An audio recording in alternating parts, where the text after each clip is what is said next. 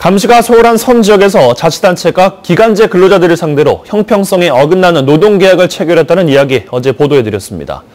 그런데 부당한 노동계약 외에 무기계약직 전환 이후에도 형평성이 지켜지지 않았다며 공정한 근무 환경을 보장해야 한다는 지적이 잇따르고 있습니다. 보도에 강서영 기자입니다.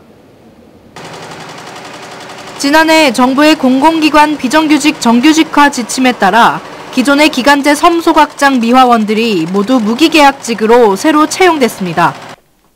손죽도에서 4년 넘게 기간제 근로자로 일해온 A씨는 2년을 넘긴 뒤늦은 시점에야 무기계약직으로 전환됐습니다.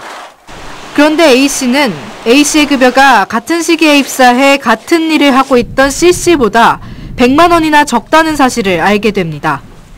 확인해보니 A씨는 2년 전에 먼저 무기계약직으로 전환된 C씨와 달리 환경미화원이 아닌 노무원으로 계약돼 있었고 그에 따른 수당 차이로 임금 격차가 발생하고 있었던 겁니다.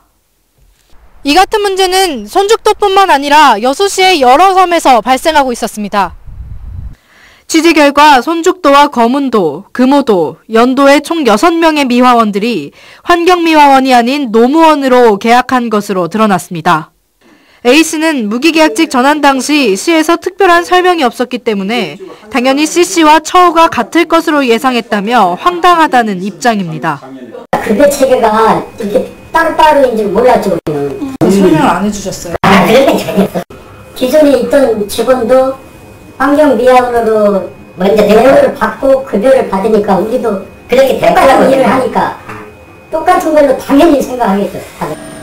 같은 일을 겪은 거문도의 또 다른 노무원도 계약 당시 문제를 제기했지만 당시 채용 담당 공무원이 문제를 차일피일 미뤄왔다고 말합니다.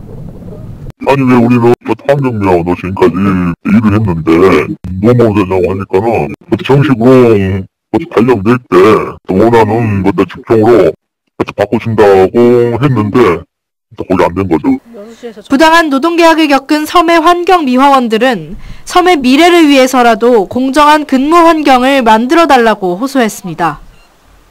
우리 세대에서 끝나면 여기 들어올 사람이 없어요. 그러면 젊은 사람들도 조금이라도 큰 거 안고 들어가야 돼요. 후배들이 위해서라도 이건 꼭 관찰하고 꼭 만들어놔야 돼요. 그나마 섬이지만 근무할 수 있는 그런 여건은 좀 만들어줘야 되잖아요. 여수시는 당시 예산 문제로 이 같은 문제가 발생한 것 같다며 노무원으로 계약된 환경미화원들의 계약을 곧 정상화하겠다고 밝혔습니다. MBC 뉴스 강서영입니다.